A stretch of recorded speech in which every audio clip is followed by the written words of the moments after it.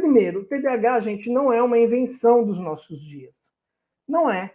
Já em 1845, nós temos um médico, o Henry Hoffman, que ele, em um livro chamado A História do Irrequieto Philip, ele vai descrever sintomas do TDAH.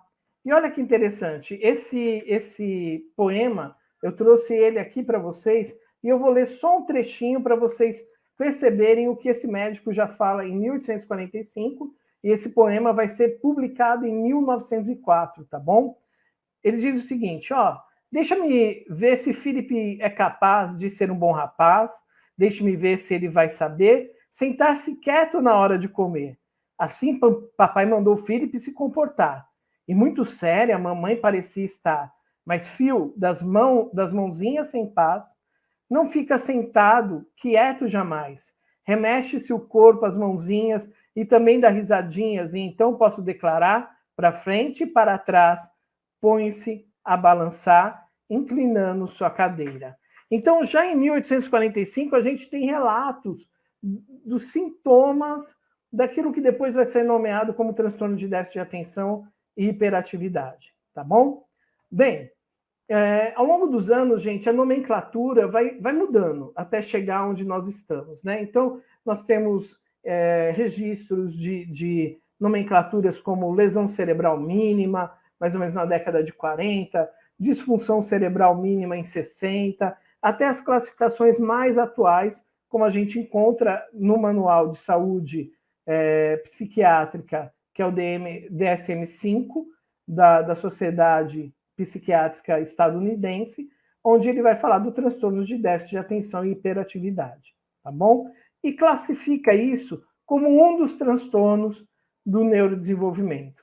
Mas olha que interessante, a OMS reconhece o TDAH.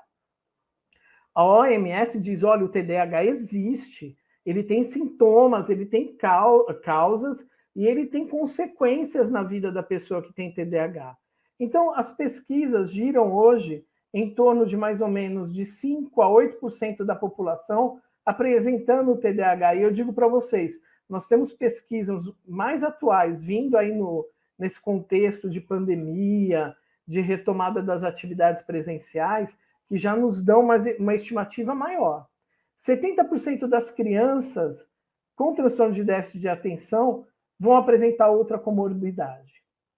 10% apresentam 3 ou mais comorbidades.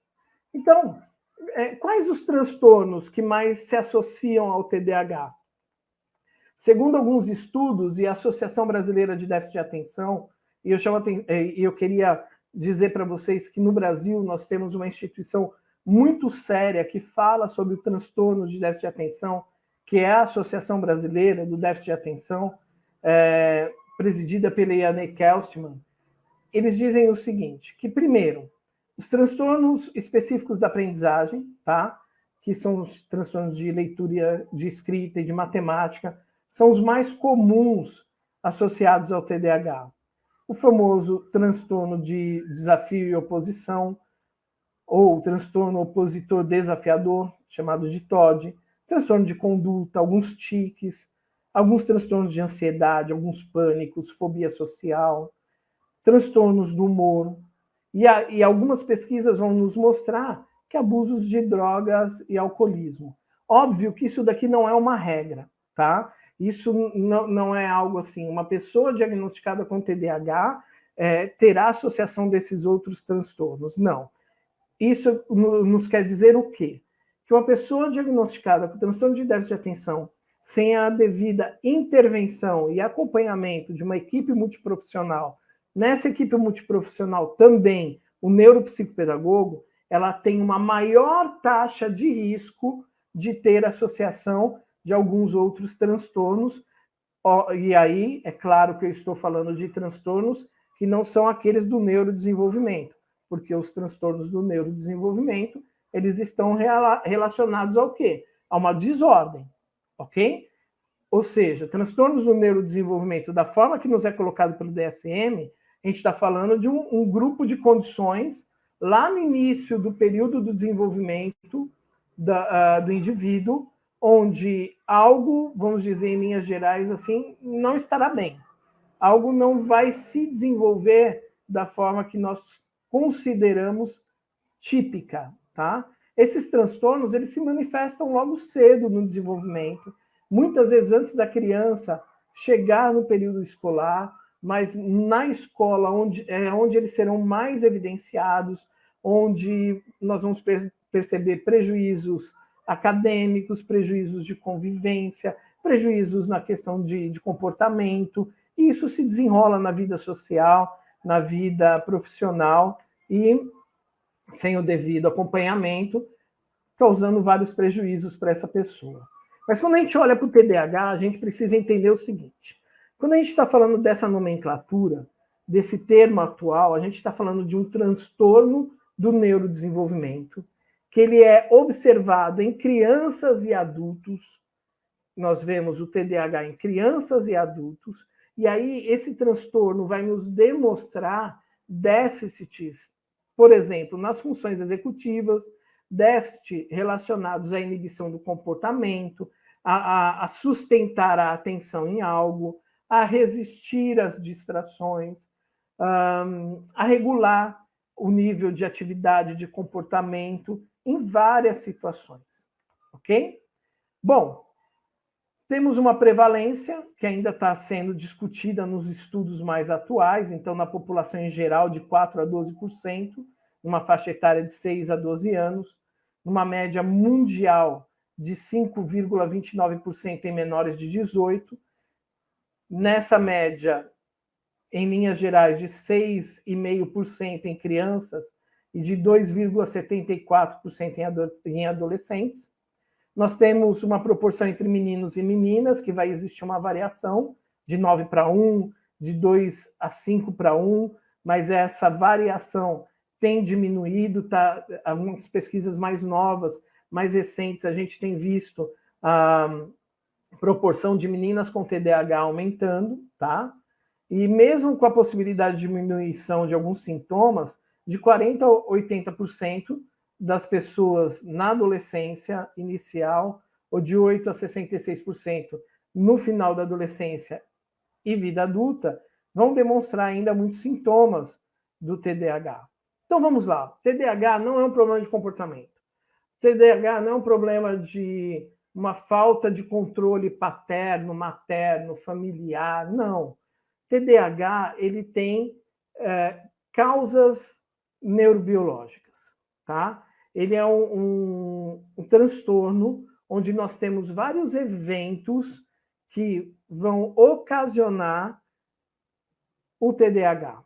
Quando a gente fala dele numa linguagem mais voltada às questões funcionais do sistema nervoso, a gente pode dizer que o TDAH é uma disfunção de neurotransmissão. Ou seja, a neurotransmissão dopaminérgica na área do córtex pré-frontal da pessoa, ela é menor do que nos outros sujeitos. Então, nós temos uma imagem clássica aqui, eu até utilizo bastante essa imagem nas minhas aulas, demonstrando a diferença de um encéfalo de uma criança controle, uma criança sem TDAH, e uma criança com TDAH.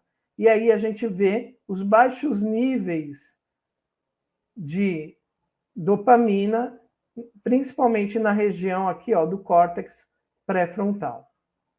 TDAH tem condições genéticas? Sim, tem condições genéticas, tá? Mas ainda os estudos estão buscando um gene que possa nos apresentar esse transtorno. Então, a gente diz que tem uma ordem genética pela questão de recorrência entre pais e filhos, tem questões relacionadas ao período pré-natal ou perinatal, ou seja, nós vemos vários fatores que contribuem para o surgimento, para o desenvolvimento do TDAH, ok? Então, uma disfunção na neurotransmissão de dopamina, algumas alterações em regiões encefálicas, tanto cognitivas como motoras, uma diminuição da atividade na região frontal. Então, é muito comum, por exemplo, quando um adolescente apresenta os sintomas de TDAH, as pessoas que não conhecem o sintoma acharem que é uma simples preguiça da adolescência.